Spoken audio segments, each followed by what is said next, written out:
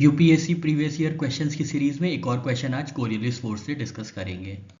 Pre 24 में आपसे पूछा गया था with reference to Coriolis force which of the following statement is or are correct. तो कोरियोलिस फोर्स से आपको क्वेश्चन पूछा गया था और स्टेटमेंट 1 था it increases with increase in wind velocity और सेकेंड स्टेटमेंट था it is maximum at poles and is absent at equator. तो इसका सही आंसर था बोथ 1 एंड 2 आर करेक्ट। अभी हम लोग देखेंगे ये दोनों कैसे करेक्ट हो जाते हैं।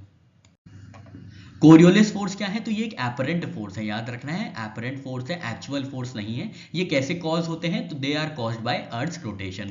अर्थ की रोटेशन की वजह से एंगुलर मोमेंटम डेवलप होता है और as per conservation of angular momentum Coriolis force develop हो जाती है। ये क्या करती है, ये डिफ्लेक्ट करती है मूविंग ऑब्जेक्ट्स को। अगर कोई विंड है, ओशन करंट है नदर्न हेमिस्फीयर में, तो राइट में डिफ्लेक्ट किया जाता है कोरियोलिस फोर्स द्वारा, और वहीं सदर्न हेमिस्फीयर में कोई विंड्स या ओशन करंट है तो वो लेफ्ट डिफ्लेक्ट हो जाती है ड्यू टू कोरियोलिस फोर्स। अब फैक्टर्स इफेक्ट जो करते हैं कोरियोलिस फोर्स को, उनमें पहला फैक्टर है लैटिट्यूड का, ये हमारे स्टेटमेंट 2 में पूछा गया था। जो कोरियोलिस फोर्स है वो इंक्रीज होती है इक्वेटर से पोल्स की तरफ, मतलब इक्वेटर पे ऑलमोस्ट एब्सेंट होते हैं कोरियोलिस फोर्स और पोल्स पे मैक्सिमम होती है Coriolis force. Velocity of the object, तो जितने भी फास्ट मूविंग ऑब्जेक्ट्स हैं वो एक्सपीरियंस करते हैं स्ट्रॉन्ग कोरियोलिस फोर्स, तो फास्टर मूविंग ऑब्जेक्ट्स मतलब वेलोसिटी और कोरियोलिस फोर्स में डायरेक्ट रिलेशन है।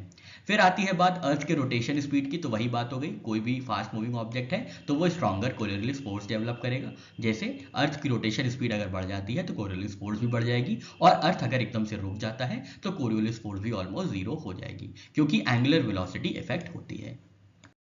लिमिटेशंस की बात करें कोरियोलिस फोर्स की, तो ये नेग्लिजिबल है, ये नहीं इंपैक्ट करते हैं स्मॉल स्केल्स को, स्मॉल ऑब्जेक्ट्स को। सेकंड लिमिटेशन है ये एक्ट करते हैं खाली मूविंग ऑब्जेक्ट्स पे, स्टेशनरी ऑब्जेक्ट्स इनसे इन्फ्लुएंस नहीं होते हैं।